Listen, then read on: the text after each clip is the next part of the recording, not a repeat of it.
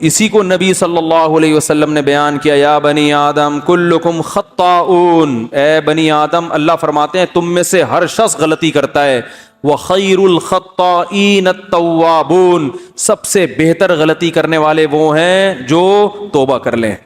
تو کعب ابن مالک کو جو اتنا بڑا مقام ملا، اگر وہ غلطی نہ کرتے تو یہ مقام ملتا؟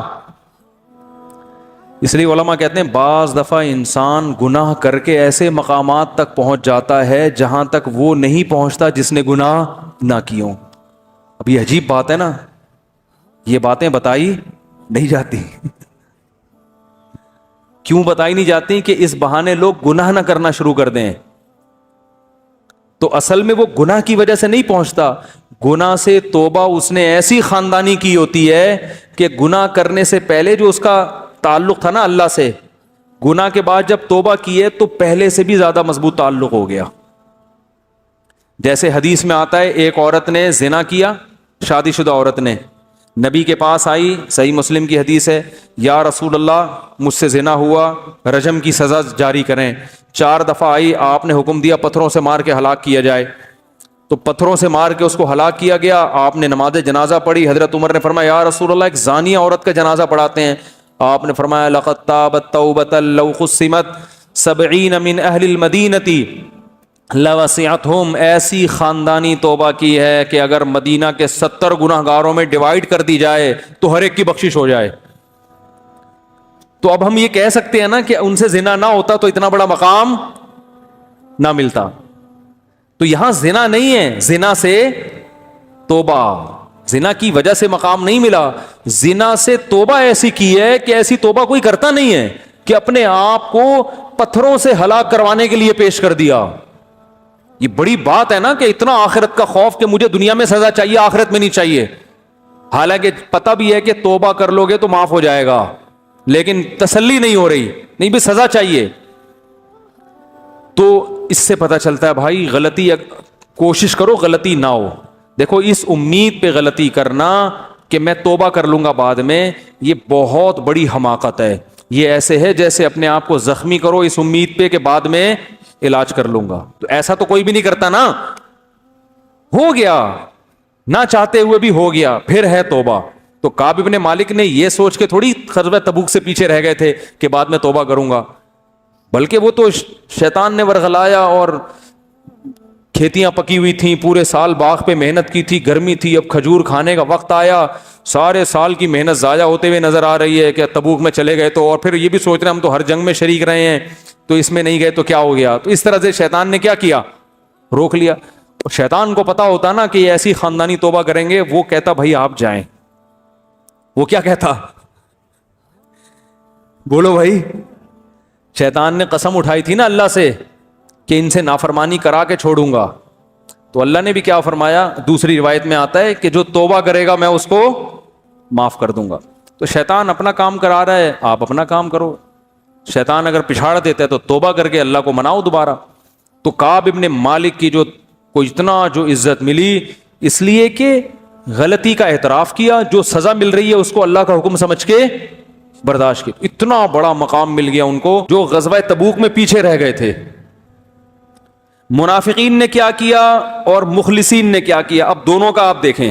آپ صلی اللہ علیہ وسلم جو تمام مخلوق میں سب سے افضل اور برتر ہیں، اس حیثیت سے نہیں کہ آپ عرب تھے، اس حیثیت سے نہیں کہ آپ قریشی ہیں، اس حیثیت سے نہیں کہ آپ ابراہیم علیہ السلام کی اولاد میں ہیں، نا نا نا نا نا، اس حیثیت سے کہ اللہ نے ساری دنیا کے سارے انسانوں تک اپنا پیغام پہنچانے کے لیے جو سلیکشن کی ہے وہ کس کی، محمد ابن عبداللہ صلی اللہ علیہ وسلم کی۔ تو اس حیثیت سے اگر اللہ کے نبی کی پیروی ہوگی، آپ کو راضی کریں گے، تو اس میں اللہ پہلے ہوگا، نبی بولو بھائی بعد میں، کیونکہ اس میں اصل مقصد کس کو راضی کرنا ہے، اللہ کو، اللہ کی رضا کے لیے نبی کو راضی کیا جا رہا ہے۔ منافق کیا کرتے تھے کہ جب تبوک سے واپسی پر وہ یہ دیکھا انہوں نے، بلکہ بعض مخلص صحابہ بھی جو غزوہ تبوک میں پیچھے رہ گئے تھے، منافقین نے کیا کیا اور مخلصین نے کیا کیا، اب دونوں کا آپ دیکھیں۔ منافقین نے کیا کیا؟ انہوں نے کہا کہ جا کے نبی کے سامنے، نبی صلی اللہ علیہ وسلم ہم پہ غضبناک ہوں گے کہ اتنی سخت مصیبت میں تم نے ہمارا ساتھ کیوں نہیں دیا۔ منافقین نے آپس میں مشورہ کیا کہ ہم نبی کو تکلیف میں دیکھنا، بولو بھائی، نہیں چاہتے، تو جھوٹ بول دو جا کے کہ ہمیں یہ عذر تھا، یہ عذر تھا، تو نبی صلی اللہ علیہ وسلم کو تکلیف بھی نہیں ہوگی، آپ ہم سے خوش بھی ہو جائیں گے۔ تو یہ وہ خوشی ہے جس میں آپ صلی اللہ علیہ وسلم کی ذات کو ملحوظ رکھا جا رہا ہے، آپ صلی اللہ علیہ وسلم کو من حیث الرسول راضی کرنے کی کوشش نہیں کی جا رہی، کیونکہ رسول کی حیثیت سے آپ کو راضی کرتے تو کہتے پہلے اللہ، اور اللہ جھوٹ بولنے پر راضی، بولو بھائی، نہیں ہوتا۔ انہی کے لیے اللہ نے فرمایا اے نبی اگر آپ ان سے راضی ہو بھی گئے اللہ نہیں ہوگا راضی، ان کو بتا دیں، ٹھیک ہے، نبی کو خوش کر لو، اللہ راضی نہیں ہوگا۔ اور جو مخلص تھے ہلال ابن امیہ، کعب ابن مالک، مرارہ ابن ربیع رضی اللہ عنہم، یہ تین صحابی مخلص تھے، یہ پیچھے رہ گئے۔ انہوں نے کیا سوچا کہ بھائی نبی کی رضا بذات خود مقصود نہیں ہے، وہ مقصود ہے اللہ کی وجہ سے، تو آج ہم سچ بولیں گے نبی ناراض ہو جائیں گے، لیکن اگر جھوٹ بولے تو نبی تو خوش ہو جائیں گے لیکن اللہ ناراض۔ تو انہوں نے صاف صاف آ کے کہا، جب رسول اللہ صلی اللہ علیہ وسلم نے کعب ابن مالک سے پوچھا الم تکن قد ابتعت ظہرک، اے کعب ابن مالک تمہارے پاس سواری نہیں تھی تبوک میں جانے کے لیے؟ تو انہوں نے کیا فرمایا، یا رسول اللہ سب کچھ میرے پاس موجود تھا، کوئی عذر نہیں، کوئی عذر نہیں پیش کر سکتا میں۔ آپ صلی اللہ علیہ وسلم کا چہرہ غصے سے، بولو بھائی، سرخ ہو گیا۔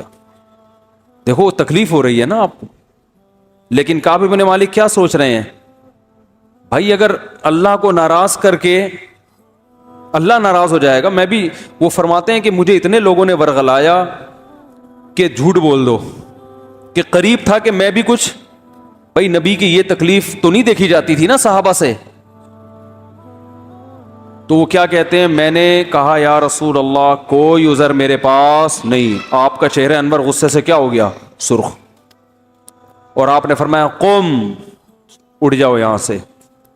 صحابہ کے لیے یہ جملہ پہاڑ سے کم نہیں تھا، جتنا ان کو عشق و محبت تھی نا نبی سے، ان کے لیے یہ جملہ، یہ کہنا آسان ہے، جس پہ گزری ہوگی وہ جانتا ہے اس جملے کا وزن کیا تھا۔ قم حتی یقضی اللہ فیک، ان بچوں کو کنٹرول کریں بھائی، یار مسجد کے کوئی خادم ہے نا، اوپر جا کے ذرا بچے شور مچا رہے ہیں۔ قم حتی یقضی اللہ فیک، اٹھ جاؤ یہاں سے، اللہ تمہارے بارے میں فیصلہ کرے گا۔ اور یہ بھی نہیں کہ وقتی جذبات ہوں، آپ صلی اللہ علیہ وسلم نے تینوں صحابہ کے بارے میں حکم دیا کوئی ان سے بات چیت نہیں کرے، اتنا سخت بائیکاٹ کروایا کہ فرماتے ہیں کہ ہمارے لیے مدینہ کی گلیاں اجنبی ہو گئی تھیں، حتیٰ کہ ان کی بیویوں نے بھی نبی سے آ کے پوچھا یا رسول اللہ ہمیں ساتھ رہنے کی اجازت ہے؟ آپ نے فرمایا تم بھی علیحدگی اختیار کر لو، بیویوں کو حکم دیا۔ دو صحابی تھے، ان کی بیویوں کو بوڑھے ہونے کی وجہ سے خدمت کی اجازت دے دی، باقی کعب ابن مالک جوان تھے، ان کی بیوی کو بھی حکم دیا علیحدگی اختیار کر لو۔ یہ وہ لوگ تھے جو ہر جنگ میں نبی کے ساتھ شریک رہے ہیں، کیسے ان کے دل میں خیالات آئے ہوں گے کہ یار ہم نے بدر میں بھی ساتھ دیا، ہم نے احد میں بھی ساتھ دیا، ہم نے خندق میں بھی ساتھ دیا، شیطان ورغلا سکتا ہے نا، ایک جنگ میں اگر ہم پیچھے رہ گئے تو ہمارے ساتھ معاذ اللہ یہ سلوک ہو رہا ہے۔ تو کعب ابن مالک رضی اللہ تعالی عنہ غزوہ احد میں بھی شریک رہے، غزوہ خندق میں بھی، وہ کہہ سکتے تھے میں سب میں شریک رہا، تو میرا ایسا بائیکاٹ کہ مجھے کہا جا رہا ہے مجلس سے اٹھ کے چلے جاؤ۔ ہم جیسے نالائق ہوتے تو کیا حال ہوتا ہمارا، ذرا ذرا سی بات پہ کیسے ہم لال پیلے ہو جاتے ہیں۔ وہ چلے گئے اٹھ کے، کیوں؟ اس لیے کہ وہ نبی کی ذات کو نہیں دیکھ رہے۔ بھائی کسی سے ذاتی جب مسئلہ ہو، کسی سے ذاتی محبت ہو، ذات کا مسئلہ ہو، تو وہ اتنا برداشت، بولتے کیوں نہیں کرتا، باس کو برداشت نہیں کرتے لوگ، وہ یہ دیکھ رہے ہیں کہ یہ اللہ کے کیا ہیں، نمائندے ہیں۔ بھائی جب اللہ کسی بات کا، یہ جو کہہ رہے ہیں نا چلے جاؤ، تو یہ نہیں کہہ رہے، کون کہہ رہا ہے؟ اللہ کہہ رہا ہے، یہاں اکڑ دکھانا یہ اللہ کے سامنے اکڑ دکھانا ہے جس نے ہمیں پیدا کیا. تو صحابہ جو رسول اللہ صلی اللہ علیہ وسلم کو دیکھتے تھے وہ اس حیثیت سے کہ آپ محمد ابن عبداللہ نہیں ہیں, آپ سید الانبیاء اور رسول اللہ ہیں. کتنی قربانیاں, لیکن نبی نے حکم دیا بیوی کو بھی الگ ہو جاؤ. اکیلے فرماتے ہیں کعب ابن مالک, میں 40 دن اس حال میں رہا ہوں کہ قرآن نے میری کیفیت کو بیان کیا. ضاقت علیہم الارض بما رحبت, زمین اپنی کشادگی کے باوجود کیا ہو گئی, تنگ ہو گئی, ایسی زمین ہو گئی. فرماتے ہیں کہ میں سلام کرتا تو کوئی میرے سلام کا جواب نہیں دیتا. اسی دوران فارس کے بادشاہ نے ایک لیٹر بھیجا, خط بھیجا آپ کے پاس کہ ہم نے سنا ہے کہ تمہارے ساتھیوں نے تمہیں جو مقام ملنا چاہیے وہ مقام نہیں دیا, تم عزت دار آدمی ہو, تمہارے ساتھ یہ کچھ ہو رہا ہے, آ جاؤ ہمارے پاس. کتنی بڑی آزمائش تھی کہ نہیں تھی. دشمن فائدہ اٹھاتا ہے نا ایسے موقع پہ, اور کتنا پروٹوکول ملتا ہے جب فارس چلے جاتے, فوراً وزارت مل جاتی ہے. یہاں کیا مل رہا ہے, اتنی قربانیوں کے باوجود ایک غلطی پر بائیکاٹ, اور یہ پتہ بھی نہیں ہے کہ یہ بائیکاٹ کبھی ختم بھی ہوگا کہ نہیں.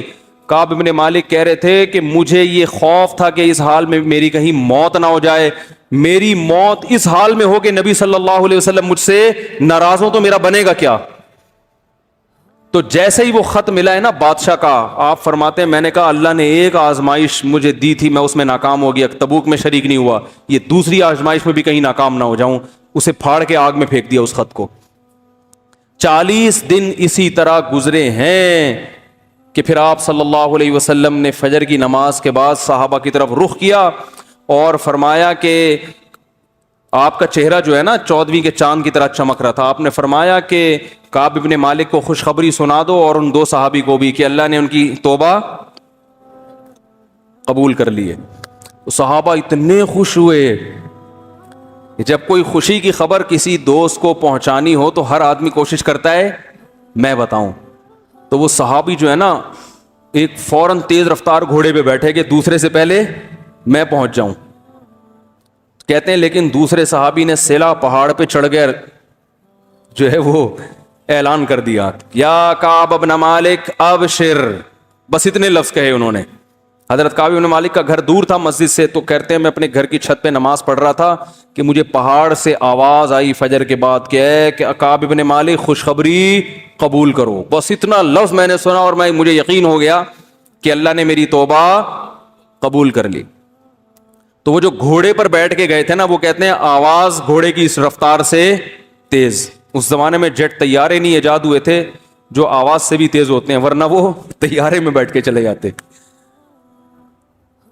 تو یا کعب ابن مالک ابشر, تو جیسے ہی وہ آئے نا خوشخبری لے کے, پھر وہ آواز تو انہوں نے اس لیے پہنچا دی کہ گھوڑے سے پہلے میری آواز پہنچ جائے. تو جیسے ہی آواز پہنچی ہے تو 2 صحابی نے خوشخبری دی تھی, ایک گھوڑے پہ آئے اور دوسرے وہیں سے اعلان کر کے پھر پیدل آ گئے. انہوں نے کہا جو بات تھی پہنچانی تھی پارسل تو کر دی ہے, اب آرام آرام سے آ جاؤ. تو جب یہ آئے ہیں تو حضرت کعب ابن مالک اتنے خوش تھے, فرماتے ہیں میرے پاس صرف ایک کرتا تھا اور کچھ بھی نہیں تھا, تو میں نے وہی ان کو ہدیہ کر دیا, 2 کرتے یا 1 کرتا, کیونکہ انہوں نے خوشخبری سنائی ہے نا. آج ایک اور بات بھی ہے, ہمارے ہاں تھینک یو سے آگے لوگ بڑھنے کے لیے تیار, کسی کے ساتھ کچھ بھی کر لو سوائے شکریہ تھینک یو اس کے علاوہ کخ بھی نہیں کرے گا. اور رفیع بھائی پہلے رشتوں کا کام کر رہے تھے نا, میں نے ان سے کہا فیس رکھے, کہہ رہے نہیں یار, تو بیچارے اتنے خون پسینے بہا کے کسی کا نکاح کراؤ, روکڑا جیب سے, چلو اگلے نے فیس نہیں رکھی, آپ خوش ہو کے ہدیہ دے دو بھائی, کیا خیال ہے یار آپ نے مجھے رشتہ دلا دیا, میں تو عرصے سے تلاش کر رہا تھا, آپ کا بہت شکریہ, یہ میری طرف سے آپ کے لیے کیا ہے, گفٹ ہے. یہ خاندانی ہونے کی علامت ہوتی ہے انسان کے. نہیں جی, ہاں کچھ لوگ ہیں الحمدللہ, رفیع بھائی نے بتایا کچھ لوگوں نے بہت کوشش کی کہ نہیں بھائی ہم آپ کو گفٹ دیں گے, لیکن انہوں نے بھی نہیں لیا. پھر وہ بھی انہوں نے کہا خاندانی چل رہا ہے تو پھر آؤ مقابلہ کرو, تم دو ہم نہیں لیں گے. تو لیکن میجورٹی کی جو ہمارے قوم کی حالت ہے نا, یہ ان سے نچوڑ کے نکالو تو ٹھیک ہے, ٹوپیاں کرا کے پیسے کماؤ, چیزیں پہناؤ ان کو, پھر پیسے نکالو تو ڈبل دے دیں گے. تو یہ صحابہ کی سنت ہے. انہوں نے کہا خوشخبری دی ہے انہوں نے مجھے, اتنی اچھی خبر ہے, تو اچھی خبر پہ کچھ تو ہونا چاہیے نا. تو جب کوئی اچھی خبر دیا کرے نا, کچھ نہ کچھ کوئی خوشخبری سنایا کرے, کچھ گفٹ دے دیا کرے اس کو. تو خیمے میں خیر مسجد میں آیا تو میں نے دیکھا کہ استنار وجہہ کأن وجہہ قطعۃ قمر, آپ کا چہرہ ایسے چمک رہا تھا جیسے چاند کا ٹکڑا. اور بشارت کے الفاظ جو نبی کی زبان سے نکلے اس وقت, یا کعب بن مالک ابشر بخیر یوم مر علیک منذ ولدتک امک. کیا مزہ آیا ہوگا حضرت کعب بن مالک کو یہ سن کے. اے کعب میں تجھے خوشخبری دیتا ہوں ایسے دن کی کہ جب سے تیری ماں نے تجھے جنا ہے ایسا خوشی کا دن آج تک تیری زندگی میں نہیں آیا. ایسے دن کی مبارکباد. ہم مبارکباد دیتے ہیں, بھائی عید کا دن ہے مبارک ہو, آپ کی شادی ہو گئی سمجھ میں نہیں آ رہا مبارک دیں یا کیا, ابھی تو بعد میں پتہ چلے گا, آپ کے بچہ پیدا ہو گیا مبارک ہو. ایسا ہی ہوتا ہے نا. یہ الفاظ ہم نے کسی کو کہے ہیں کہ آج ایسا دن ہے کہ جب سے پیدا ہوئے ایسا دن آپ کی خوشی کا آپ کی زندگی میں نہیں آیا, تو ایسی خوشی کے دن کی مبارکباد. تو نبی کے الفاظ کیا ہیں, ابشر بخیر یوم, سب سے بہترین دن, یعنی خوشی کے لحاظ سے. ویسے تو بہترین دن وہ تھا جس دن آپ نے اسلام قبول کیا نا, لیکن خوشی جس دن سب سے زیادہ ہو رہی ہے, آپ نے فرمایا جب سے تمہاری ماں نے تمہیں جنا ہے ایسا خوشی کا دن تمہاری زندگی میں نہیں آیا, اس دن کی مبارکباد قبول کرو. تو اب جو میں بتانا چاہ رہا ہوں نا, اتنا لمبا واقعہ میں نے جو کھینچا ہے, آگے سنو جو میں سمجھانا چاہ رہا ہوں کہ اسلام میں سب کچھ کیا ہے, اللہ پیغمبروں کو بھیجتا ہے اپنے انٹروڈکشن کے لیے. اللہ چاہتا ہے سب کس کی طرف آئیں, ففروا الی اللہ, اللہ کی طرف دوڑو. اللہ کے سوا کسی ذات کو مقصود بنا لو گے اللہ کو پسند نہیں ہے. اور یہی نبی صلی اللہ علیہ وسلم نے اپنی امت کا ذہن بنایا, اور قرآن بھی یہی کہتا ہے. تو اب دیکھو کیوں نبی کی ٹریننگ کیسی تھی, صحابہ کو کیسا نبی نے, یہ جو فلسفہ میں آپ کو بتا رہا ہوں یہ رسول اللہ صلی اللہ علیہ وسلم نے صحابہ کو کیسا دماغ میں ان کے اتارا تھا. جب نبی نے یہ خوشخبری سنائی ہے, ابشر بخیر یوم مر علیک منذ ولدتک امک, اے کعب تیری ماں نے جب سے تجھے جنا ہے اس دن سے لے کے آج تک تیری زندگی کا جو سب سے خوشی کا دن ہے اس کی خوشخبری قبول کر, اس کی مبارکباد قبول کر. تو فوراً کعب بن مالک نے کیا کہا ہے, امن کا ام من عند اللہ, یا رسول اللہ یہ خوشخبری آپ اپنی طرف سے دے رہے ہیں یا اللہ کی طرف سے. نہیں آ رہی بات, کیونکہ میں نے جو 40 دن ٹینشن اٹھائی ہے یہ کس کے لیے اٹھائی ہے, اللہ کے لیے. کیونکہ میں اگر آپ کو راضی کرنا چاہتا تو جیسے منافقین نے اس وقت گھمائی باتوں کو میں بھی گھما لیتا تو یہ ٹینشن ہوتی نہیں. یہ تو ہم سب کس کے لیے کر رہے ہیں, تو یہ خوشخبری مجھے اس کی جو ہے نا کنفرمیشن چاہیے, مجھے اس کی تسلی چاہیے. حل من کا ام من عند اللہ, یہ جو آپ بشارت دے رہے ہیں آپ نے مجھے معاف کیا ہے یا اللہ نے کیا ہے. بھائی دو جہتیں, نبی بھی تو ناراض ہو گئے تھے نا. تو کعب بن مالک کے دل میں خیال آیا بھائی ابھی اللہ نے تو ہو سکتا ہے توبہ قبول نہ کی ہو, اس کے لیے الگ سے نبی جو ذاتی طور پر بھی تو ناراضی ہوتی ہے نا انسان کو. بھئی آپ صلی اللہ علیہ وسلم جنگ کے کمانڈر ہیں, امیر ہیں, خلیفہ ہیں, اس حیثیت سے بھی تو انسان ناراض ہوتا ہے. تو ہو سکتا ہے اس حیثیت سے آپ ناراض ہوئے ہوں اور آپ اب خوش ہو گئے ہوں. تو جو اصل مسئلہ تھا وہ تو اب بھی کیا ہے, اٹکا ہوا ہے. تو فوراً یہ سوال کرنا, دیکھو ہوتا کیا ہے, نبی صلی اللہ علیہ وسلم یوں فرماتے کہ ابشر بخیر یوم, سب سے بہترین دن کی مبارکباد قبول کرو. آپ فرماتے یا رسول اللہ قبول کی, خوش ہوتے یا رسول اللہ آپ دعا فرمائیں اللہ نے آپ کو راضی کر دیا مجھ سے. اب تھوڑی دیر کے بعد پوچھتے یا رسول اللہ میں ایک اور بات آپ سے پوچھنا چاہتا ہوں کہ آپ تو مجھ سے راضی ہو گئے ہیں, اللہ بھی ہوا ہے کہ نہیں ہوا. یہ تھوڑی دیر بعد بھی تو ہو سکتا تھا نا. یار نہیں, وہ تلوار کہاں ہے بھائی, کدھر گیا. آپ کو بولا ہے میں مذاق تھوڑی کروں, تلوار یہاں روب ہوتا ہے بھائی, لا کے رکھا کرو تلوار یہاں پہ. سوال سمجھ میں آ رہا ہے. بھائی ہم ہوتے اول تو ہم پوچھتے ہی نہیں, اول تو یہاں تک ہماری تو نوبت پہنچتی نہیں. ہم تو کہتے ہیں ابے بھائی میں اتنے کچھ کارنامے سر انجام دے چکا ہوں بھائی, کیا چھوڑو یار, ہم نے تو بھائی اپنی طرف سے کوشش کر لی. جیسے آج ہوتا ہے نا, اس لیے میں کہتا ہوں جو ابا کو راضی ہے نا, جو لوگ کہتے ہیں ابا یوں ہیں تو ابا اب میرا میٹر گھوم گیا ہے, اور بھائی ابا کو جو خوش کرنا ہے اس لیے نہیں کہ آپ کے ابا ہیں, اس لیے کہ ان کو خوش کرنے کا حکم کس نے دیا ہے؟ اللہ نے. جب اللہ سامنے ہوتا ہے نا تو پھر انسان بڑوں کے سامنے نخرے نہیں کرتا. کہ باس سے لڑو بھائی, آپ نے کمپنی کے لیے بہت کچھ خدمات کی, ایک دفعہ آپ کی سے غلطی ہو گئی, باس نے کہا بھائی نکل یہاں سے, میں تیرا بائیکاٹ کروں گا, آپ چلو جاؤ, اڑے تمہارے باپ کا تھوڑی کھاتے ہیں, تنخواہ لیتے ہیں, اچھا لگتا ہے, خدا میں آپ کو ایوارڈ دوں گا. یہ غیرت مند ہونے کی کیا ہے؟ کیونکہ باس کو جو خوش کر رہے ہو اللہ کے لیے تھوڑی, باس کو بھائی پیسوں کے لیے خوش کرتا ہے آدمی یار, باس سے بنا کے رکھو, تنخواہ ٹائم پہ ملے گی, اور فری پھوکٹ میں تھوڑی. آپ اس کی کمپنی چلا رہے ہو, وہ بھی تو کما رہا ہے نا, ارے وہ بھی کما رہا ہے تو وہ بھی آپ کو دے رہا ہے, تو دونوں ایک دوسرے فائدہ اٹھا رہے ہیں, کسی کا کسی پر احسان نہیں ہے. تمیز سے چلے گا چلے گا, نہیں چلے گا جا اڑے یہاں سے, اڑے تڑے کر کے بات کرو آپ, وہاں ایسا نہیں ہوتا. اور باپ کا جو حیثیت ہے نا, ماں اور باپ کی, وہ یہ نہیں ہے کہ آپ کے ابا ہیں تو ابا اچھے چل رہے تھے تو آپ بھی اچھے چل رہے تھے, ابا کا میٹر شارٹ ہو گیا تو آپ نے 2 دفعہ برداشت کیا, 3 دفعہ میں آپ نے کہا ابا میں اب اس سے زیادہ برداشت نہیں کر سکتا, ایسی کی تیسی. نا نا نا نا, ابا کو جو راضی کرنا ہے وہ ابا کے لیے نہیں, وہ کس کے لیے؟ اللہ کے لیے. کیونکہ ابا کی بھی 2 حیثیتیں ہیں, یعنی ابا سے جو اچھا سلوک کرتے ہو 2 وجہ سے, ایک تو اس لیے کہ ابا ہیں, تو یہ تو ہندو بھی کرتا ہے, اتنا نہیں کرتے جتنا مسلمان کرتے ہیں, لیکن بہرحال کرتے تو رسپیکٹ تو دیتے ہیں نا. انگریز بھی, میں نے ایک انگریز کو دیکھا آسٹریلیا میں اپنی بوڑھی ماں کو گلے مل کے ایسے کھڑا ہوا ہے, مجھے بڑا اچھا لگا یار, بوڑھی ماں تھی ایسے گلے مل رہا ہے. میں نے کہا کہاں کیا ہو رہا ہے, پتہ چلا کہ وہ کسی دوسرے ملک جا رہی ہے اماں.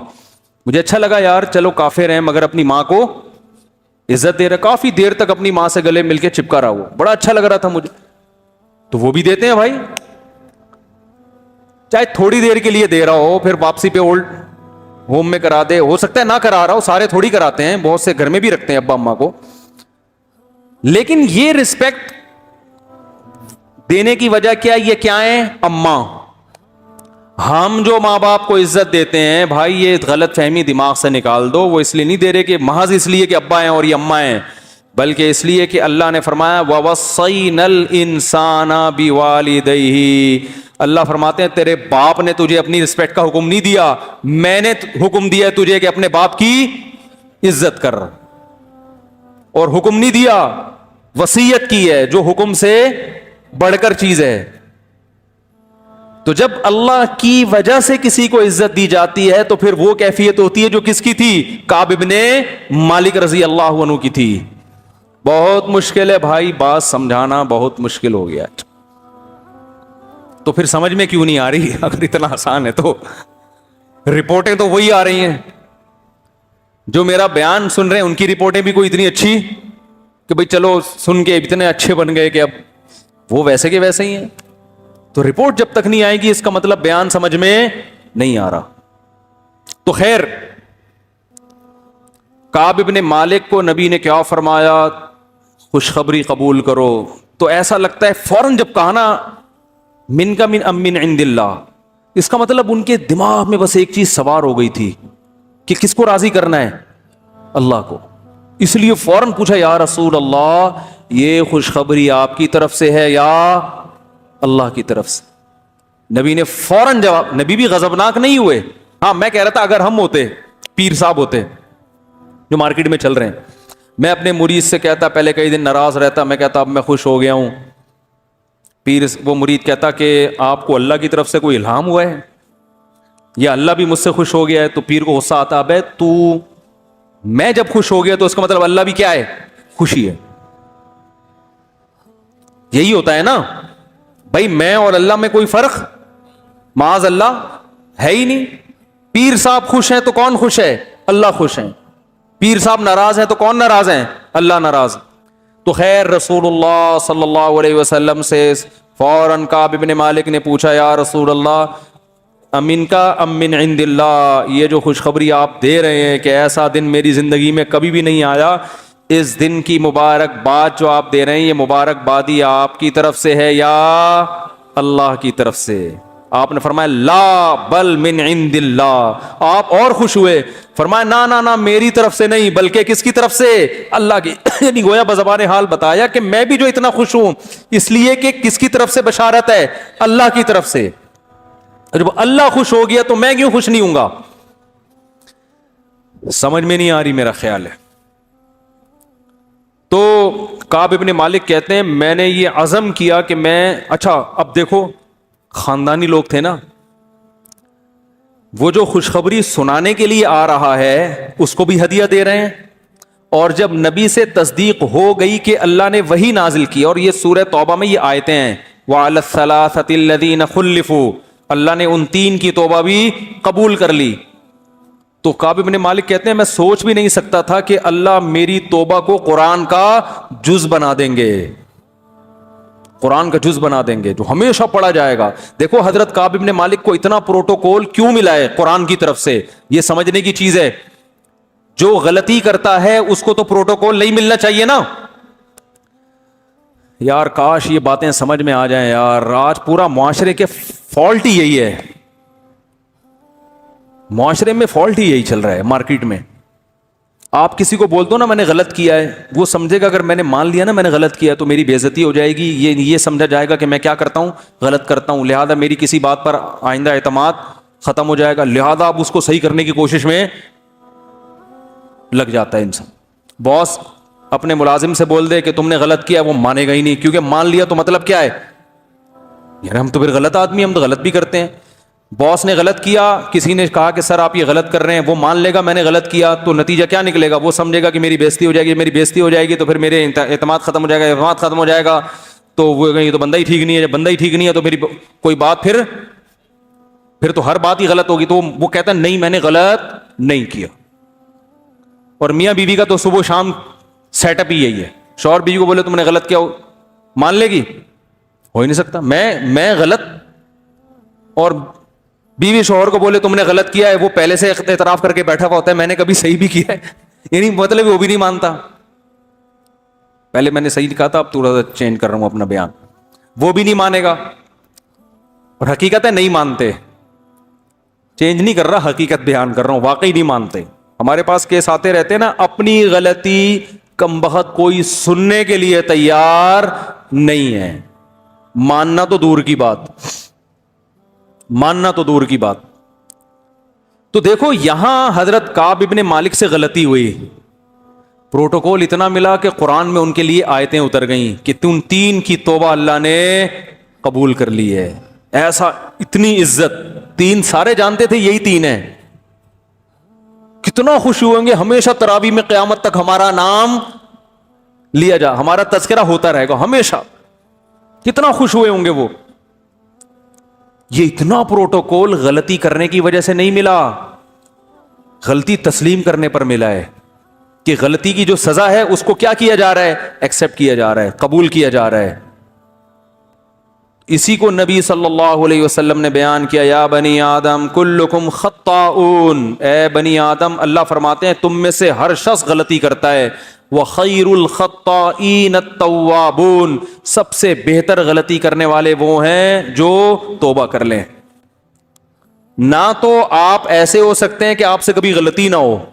تو ہاں اب جو میں بات کر رہا تھا, جب توبہ قبول ہوئی ہے, توبہ جب کعب ابن مالک کی قبول ہوئی, بری سنائی گئی ہے, تو خوشخبری دینے والے کو بھی کیا کیا, گفٹ دیا نا.